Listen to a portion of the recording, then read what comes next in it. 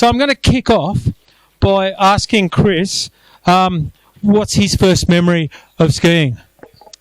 I think my first real memory of skiing was probably when I was about 6. I started when I was 3, but I remember Mum and Dad, they had 3 boys. I was the eldest, and we just follow each other. Dad would lead. Phil and I would fight for who's behind Dad, and then the rest of the kids in the club would follow. And that's pretty much how we learned to ski, I reckon, for the first 12 years of our life. And it was a lot of fun. These snakes could get up to 20, 25 people and virtually start at the top of Chamois and get to the halfway point, and the last one would come down. It was a lot of fun. And Phil, what were you wearing back then? Woolen mittens. Woolen mittens. Yeah, and overpants generally. I just want to correct Chris. We didn't used to fight for the lead. Chris was always in front. He was quite a bit bigger than me, and in no uncertain terms. I know we're going off script already. But Chris was always in front, and you know what? That's a great thing, because I got to learn all of his tricks by watching him and skied behind him for many years. But, okay, what did we wear? Balaclavas, red, woolen, knitted, parkas of some sort that were probably hand-me-downs, like you say. And I still remember the ticket, mostly, which was on a piece of Hessian string, and it was made out of sort of pretty manky blotter paper cardboard, and it had a press stud through it with the thread through it, and by the end of the day in the rain, you couldn't really read it. It could have been yesterday's ticket. Boots not dissimilar to what I'm wearing tonight, lace-up boots, but they had the hooks on the side, so leather children's lace-up ski boots. That leaked. They were as good as they got at the time, though. Can you remember when we got our first pair of buckle-down boots? Yeah, I do remember that. It was, I think we'd made the next step then. It was, we're on. We were, and the skis weren't wood. Yeah, maybe we had proper marker bindings then. I just walked past a set of marker bindings out there, and I just said to my wife, Libby, who's somewhere in the crowd, I said, I remember getting these bindings when we were kids on our skis, and we thought we'd made it. Fiberglass skis and proper bindings. The bindings would come from were those snap-down bindings that you put your toe in and hook it round the heel and snap it forward, and we would have ogred after those, proper bindings, marker. So what did you say about the old straps that went round from bindings? That's what clip-down bindings. Look, we didn't break legs on them, so they were probably pretty good. I mean, the skis were wooden and they had screw-in edges. They were pretty impressive. And so the Alkira colour scheme is orange. So you're an orange ski family, weren't you then? Come Definitely on. not, mate. Come on. Sacrilege, Stu. All good mogul skiers start in the Bull Run Bowl, mate. And so, talking about Alkira, what was it like back then when you were kids living in Alkira? Look, it's actually not too different to it is now, which is fabulous. And we got our 60-year anniversary plaque last weekend up at from the ratepayers, and I sent that photo to John Pendeving, the founder of our lodge, my father, an original member, our father, and Val Dent, who also was a founding member. And the replies that came back are, it's just so fantastic that you guys have kept the spirit on of that club, and it's just thriving as it was, back then. And we're all friends in Melbourne, like from the original, the first gen, the second gen, and now the third gen. And it's just fantastic to see. And I think that's what Team Buller is as well. And all I can say when I see Team Buller, I think of Alkira, and everyone loves each other. We were such great friends back then, building this amazing team that it is now. And for the guys that are all part of that with Pato and his team, it's amazing. It's just can't believe it. Can't believe that it's magic. We can't believe that there's gold medalists and multiple world champions. It's like, phew. Went off track there too. That's all right. So, Phil, do you ever ski at anything under 85, 90%? No.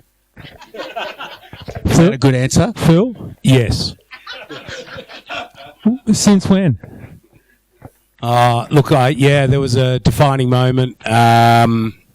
Can't remember how many years ago. I can actually. It's about 10 years ago when I found myself I was having a great ski with all the crew round free skiing, and it was middle of September, somewhere around there, and we were skiing. We're being a little bit naughty and ducked a few ropes, but decided to. One of my best mates, Al Gus, decides, let's go to the top of the summit, and we'll go, righto, let's go. But I said, Al, I don't think I'm going to ski any of those chutes today. And next thing I know, by the time we're up there, he's over on this thing, skied, and it looked really good. And I didn't hear him say, don't come down. So I went around a bit differently and then got to a ledge. And anyway, most of you will know, Al had a bit of a tumble and, took a year to recover. And I sat there and waited for the fantastic ski patrol to get me out of a sticky situation. Never been roped behind anyone and walked out of anywhere before. So that was quite remarkable. I've forgotten the question, Morty. So I thought that did shape me up a little bit. I have been back out there. I did buy a helmet, and a lot of others bought a helmet. So maybe that's a good thing. But I learnt that I was not invincible anymore. So always have a think. I'll just add to that a little bit, Stu. I think, so Chris says he doesn't ski around at 85% at all anymore. I beg to differ. I still love skiing behind Chris because he does ski around beautifully and carefully, and he picks a line, and it reminds me of when I was 5, and it keeps me in control. And I get my kids to ski behind me now too, because I feel like I've matured a lot in my skiing. And even though it's still well above 85% of effort, I think that skiing behind people is a great way to learn. And, Chris taught me everything that I know about skiing when it comes to keeping your ski on the snow and turning and making an effort and keeping it neat and in control. And, when I don't ski behind him, it's usually pretty scary. So I like skiing behind him because I feel safe. And interestingly though, I ski around at more than 85% generally, but I've never skied the chutes on this mountain ever. And I don't intend to because I don't feel like I need to. So Chris says he doesn't ski at 85. I reckon that's 110. Right? Going to the chutes. Yeah. So, I don't ski the scary chute anymore, though. So, as a commercial pilot, you spend your life managing risk, mitigating risk. So, when we were chatting the other day, we talked about one of the biggest risks you've ever taken on lower outer edge. Do you want to tell us the story about that and how Chris looked after you? Because I told him. 1995, lower outer edge. So lower outer edge. We're in the orange boiler suits. Are we going to get the story about the testicle as well? I'd actually forgotten to tell that story. Warnie, you asked me. Intentionally. Someone might be in this room that was with me at the time. Okay. Stu, the other night, Stu asked me, were there any scary moments, skiing? And there's been a few, but I have managed to recover from them. And my wife was also present in this event too when she came up to the medical centre. But we were skiing down at lower outer edge. It was a warm day, and I hit the bottom track off the main part of the outer edge. And the track, 110%. Probably, trying to stay in the front. Anyway, hit the track, and it just flipped me up, and I just flew into the trees. Somehow had the presence of mind of getting my feet over my head to put my feet in front of me with my skis, and the skis hit the trees. As I went, my ski came off, smashed me in the chin, ripped open my chin, and I landed next to a piece of wood sticking out of the ground like this. smacked into the ground, and I looked across at that piece of wood, blood going everywhere, thinking, I think that could have killed me. And thankfully it didn't. Chris came down. He's looking over the top of me going, this is quite convenient. He reaches into my pocket. I did used to occasionally enjoy a Benson and Hedges. And he reached into my pocket. And he took them out, my 20s. And he flipped his lighter open and lit one up as he stood over the top of me smoking. And I'm thinking, what is he? Shouldn't he be calling the ski patrol? Was he waiting for me to die? The ski patrol did arrive. And Cooper. It was Cooper. Yeah, James Cooper. Anyway, I did go to the medical centre and they put 20 stitches in my chin. And I remember my wife coming up to the medical centre with a sandwich. And I think this is how it went. And she said, "Are you hungry?" And I said, "Oh." And she looked at me and went, "I'm not sure where to put it, in there or in there." It's pretty ugly. Libby's in the crowd somewhere. On that high, do you want to hear the other story, the anatomy story, or not? Yeah, why not? What? Tell us the What year was that? Kate, what year was that? No, I thought you were actually with me. In the 80s. Helicopter. You know when they had the Sun Valley Pommer, and there was a track that went down. That track was magnificent. You'd have 300 people in the queue, and you had this launching pad where you could pull off a stunt. And at the time, helis were in, and helicopter 3s for those people that are of that generation. Yeah. And I remember hitting this track and going, heli's the word. Round I went, ski came off, came down in front of me, landed tip first, and I just landed on it with my groin. And I remember tearing. I'm going here with this. It ripped open.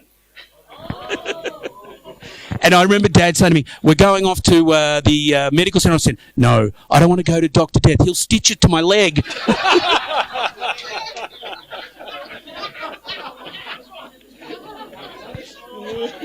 Sorry, we're getting into a weird area here, Stewie. Right. So let's talk about Team Buller. I'm going to start with Chris because you're the older. What's your first memory of Team Buller?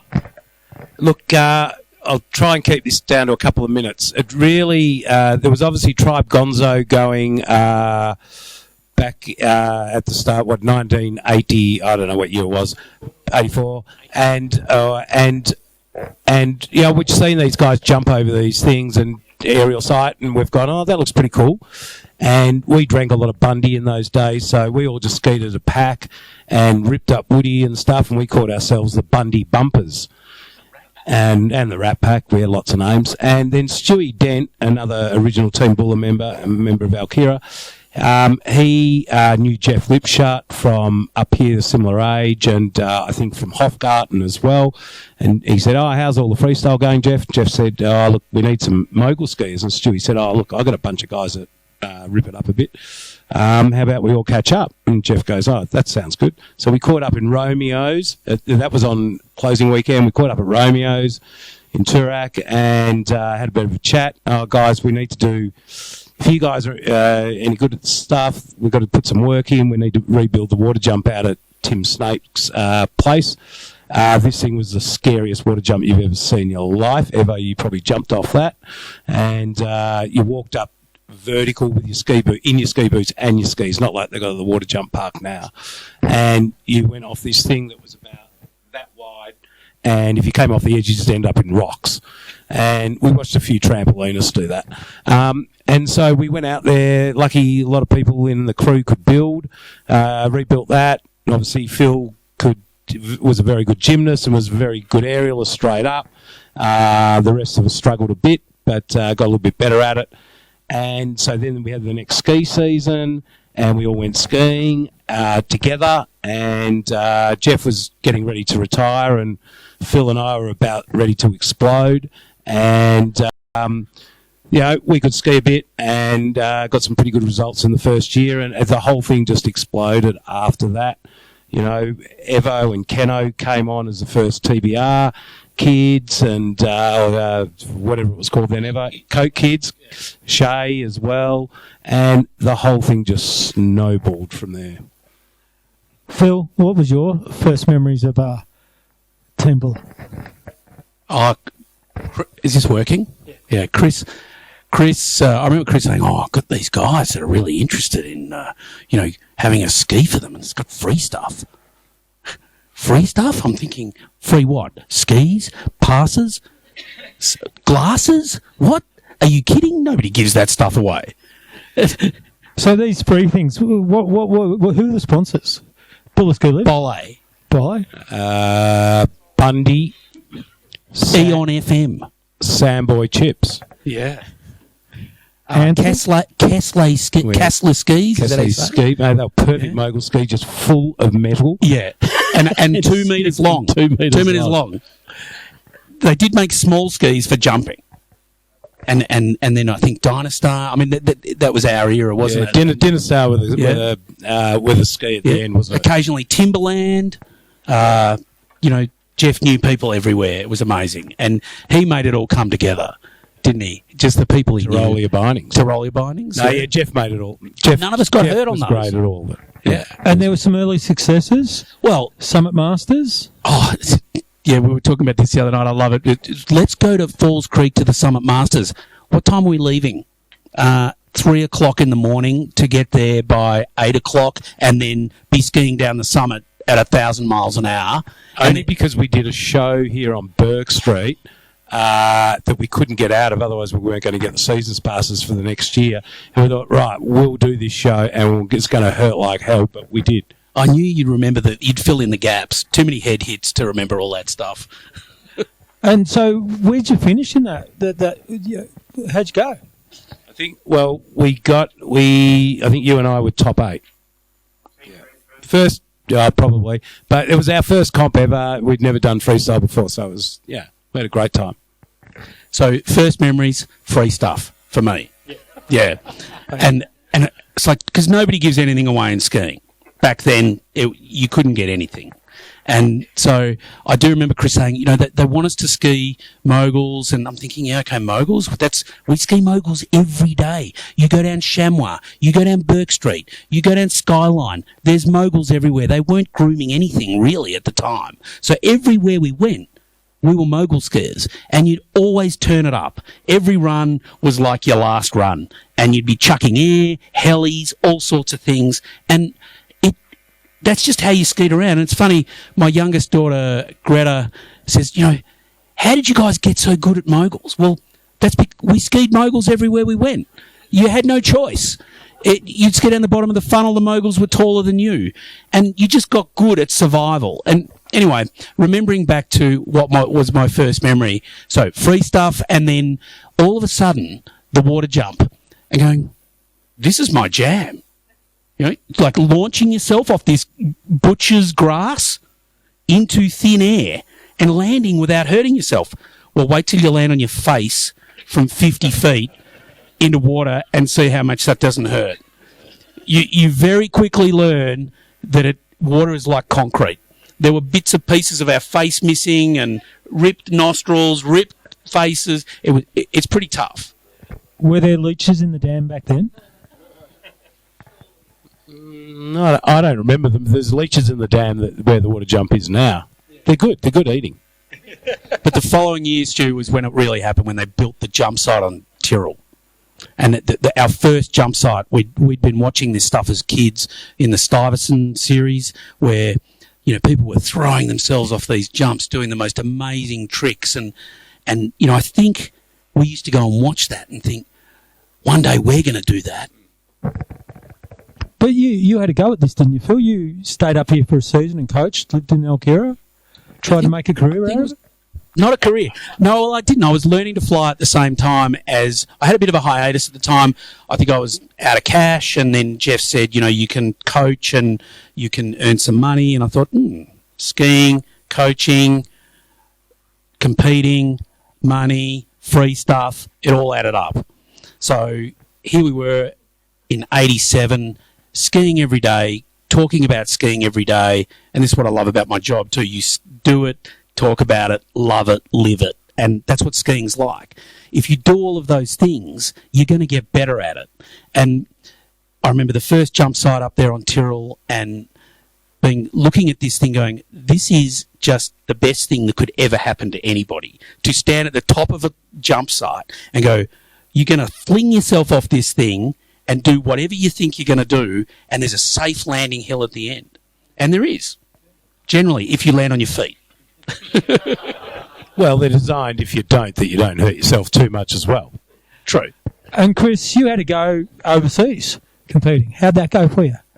Yeah, well, look, I don't remember exactly, probably between about 85 and 86, Phil and I were invited to go onto the Australian team for quite a few years, and we kept saying no, and because Phil had a career flying, and obviously I had other stuff to do as well, and I was full on into sailing. And so I decided to go 1 year, and it was fantastic. I got the opportunity to do the North American tour, the NORAMs, and which is sort of one under World Cup, along with Europa Cup, and that was a hell of a lot of fun. And I got to see, really where the rest of the world was in freestyle skiing, in mogul skiing, and I was sort of half committed to being good. And I liked to go to the bar and smoking and drinking and all that sort of stuff. And so, I was coming like 14th and 16th and I'm going, no, these Yanks can ski. They are very, they were very experimental, Andy. And as we were, and because we were experimental, we didn't actually have any coaches for the first 5 years. And we coached each other. And, we just looked at each other and go, keep your skis together a bit more. Hands are moving around, breaking at the waist. That's all we knew. We didn't know anything else. Anyway, so I quickly realised over there, well, to get to World Cup, I'm going to have to get really good and give all those things up I loved, and I couldn't. But I had a great season overseas, and I still can't. But the main thing is I just loved it, and the camaraderie with the Australian team. I was the only Victorian. Everyone else was from Shredbow. And but those guys are friends of mine for life, and that's what's so lovely about our sport. I think freestyle is very inclusive, especially when we were doing it, and I think it's pretty inclusive nowadays. I understand on World Cup. So, Chris, well, is that a question from the floor? Well, we talk about that later. Phil was good at ballet. I was a little different. So one year at Thredbo, and I wanted to get a really good overall spot. So I decided I'm going to do ballet, and had a pretty good result in the aerials, and the moguls was good as well, and then ballet. And I wanted just to get this overall thing because I thought it's not that hard to get a top 4 and all that when you put it all together.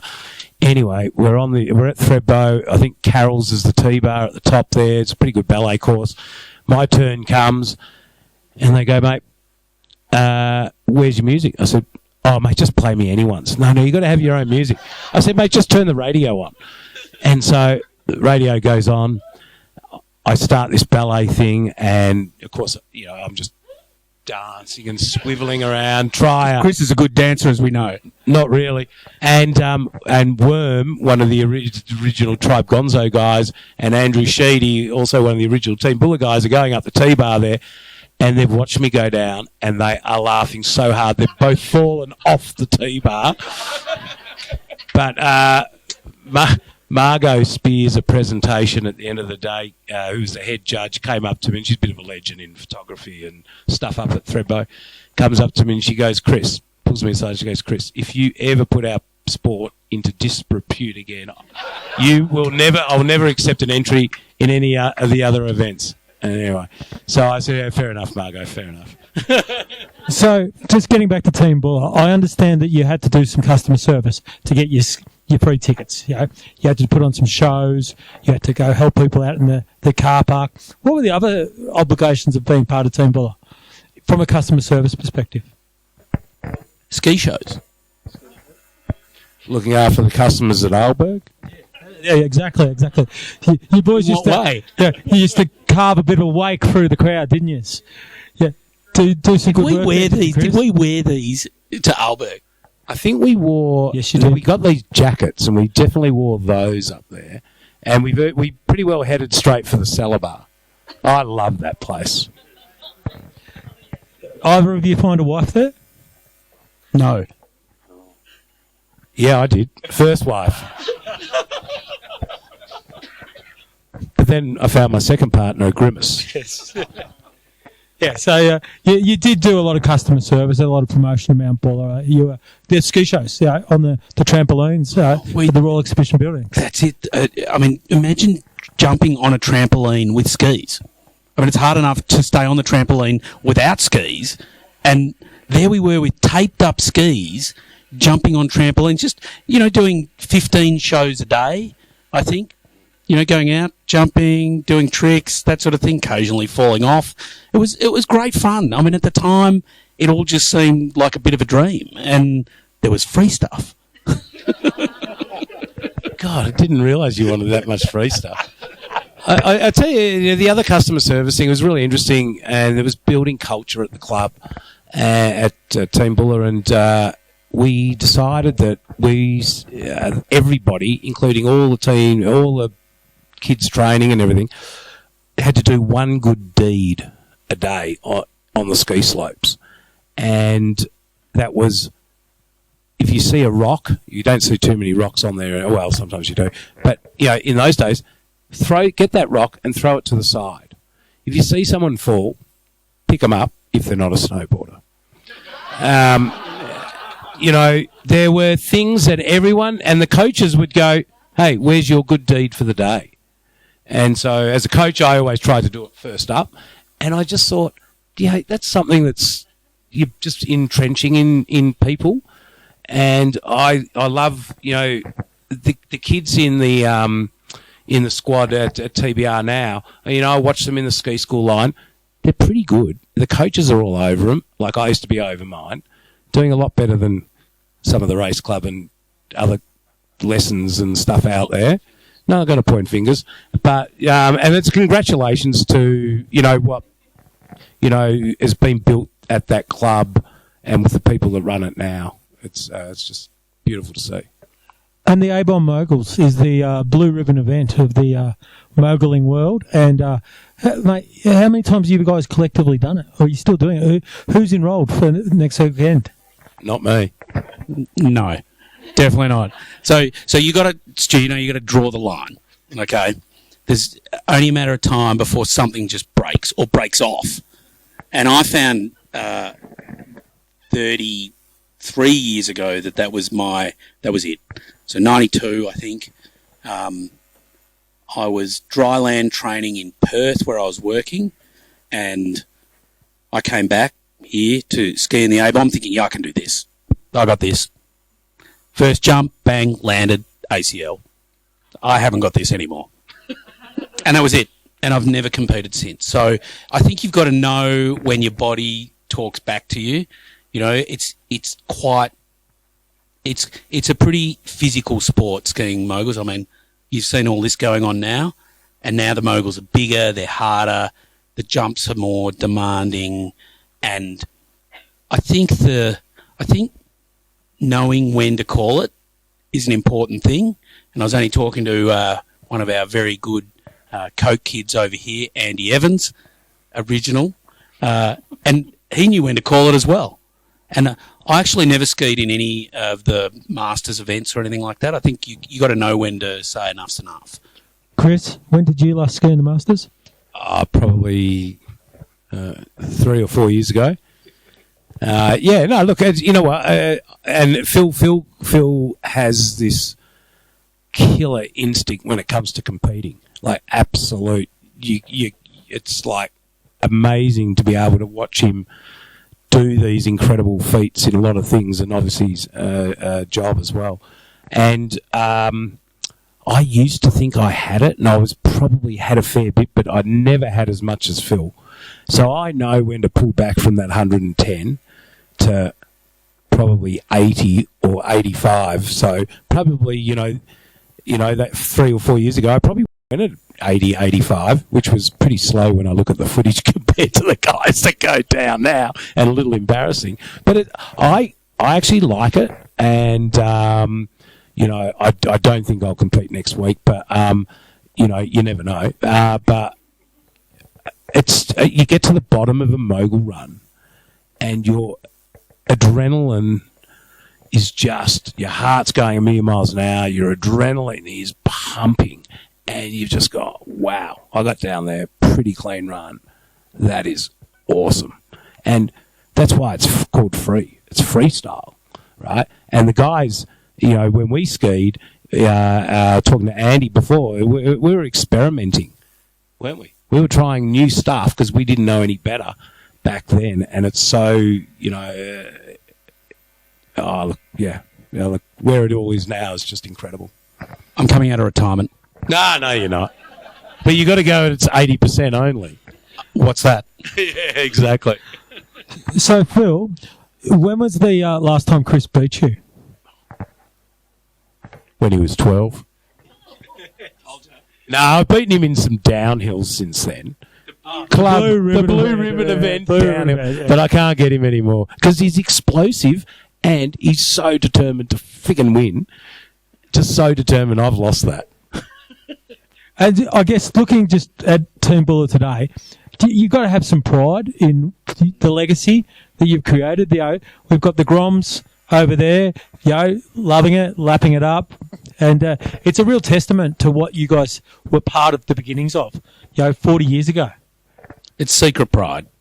Like it definitely, I watch what goes on in the background, and I can't believe 40 years has gone by from Tribe Gonzo, 1985, to Team Buller, 1986, with Kirsty coming into the fold. Then you look at the Olympic gold medals, World Cups. It's mind-boggling, and the machine that it is, and that the kids that love freestyle and freestyle skiing and want to get off those jumps and want to do tricks, and it's a fantastic legacy that we just happen to be involved in at the time, and that's what's great about the club. I look back on the club as well, Alkira, and the Constitution says. And the first, basically, opening line of the Constitution is that the club is there to promote the sport of skiing. And I think our forefathers handed that on to us. And the competitive nature of children skiing around together and building that camaraderie and that competition between them and that eagerness to do the next biggest trick is kind of what we took into Tribe Gonzo, Team Buller as well. And laid the foundation. It's an amazing thing. There it is. I love that photo. I've got that one. Chris, do you want to add anything? No, look, I'm just blown away by how many people are down here to come and have listen to Phil and I rabble on. But guys, it's the journey. It has. Look, Phil's and my skiing journey, and our brother Adrian as well. And just all of our friends and our friends from the lodge and all other lodges and wherever you are, I just like going and having a shred with everybody. And I think that's what skiing's about. And we're so lucky it's a family sport. There's a few clubs in there, be part of it and get involved and just have a bloody good time. Can I say one more thing? And if you ever get an opportunity to ski behind Chris, take it. So we've got Keno. And we've got Alyssa Camplin as the chef de mission. Well, Jeff, CEO of the OWI.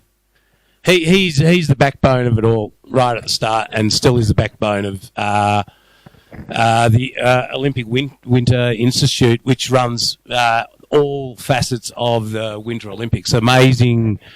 Jeff had this drive. He saw it. I didn't know he would go to this level. I thought, he'll run Team Buller and maybe he'll be ahead of the Victorian thing and that'll be it. Wow, he had a whole different vision for skiing in Australia on a national stage. There is just no And just doubt. his vision, I think, at the time, and what he could do with, and his vision of gymnasts and aerials, and how he could place them in this sport and win an Olympic winter gold medal, one after another, many gold medals, and you know, you don't need to have a European or American season to be able to ski moguls, right? You just need to be able to be tough and gritty, and Jeff saw that, and he knew that I think Australian skiers were capable of this because we're some of the best skiers in the world. Because we get to ski stuff like that. We're going to ski Rock on, hard we're going to ski on Buller. moguls. We're going to ski Buller, right? People, trees, stumps, rocks. Yeah. And Snowboarders. You know, the legacy after that, you know, Keno took over the running of Team Buller after Jeff for probably 10 years, I reckon, Evo. Yeah. And did an amazing job. And Keno was one of the integral cogs of inverts being allowed into mogul skiing when we didn't have enough snow to run it on our course on Woodrun. It got run on Enzian, and we built these big jumps, and they've somehow got it through that we're going to allow aerials in this, or, you know, single inverts, and it had never been done before. We were the first ones. So, bang, look what they do now. I wish I was around then. I'm so glad I wasn't around then, because you would have won everything by a mile. That would have been good. But Michael Kennedy was a 12-year-old kid when we were coaching him. I think in '85, maybe '86, and you know, there's some vision I saw of him tonight. I mean, he's awesome. He's got stocks, you know, this long, and he has seen it from start to finish, and he's still involved, and you know, he's so passionate about it and so keen, and he just loves the sport, and he can talk about it hour after hour. He really does know the sport. And what CEO hangs around for 22 years if they don't love it? Or if they don't love him? There you go.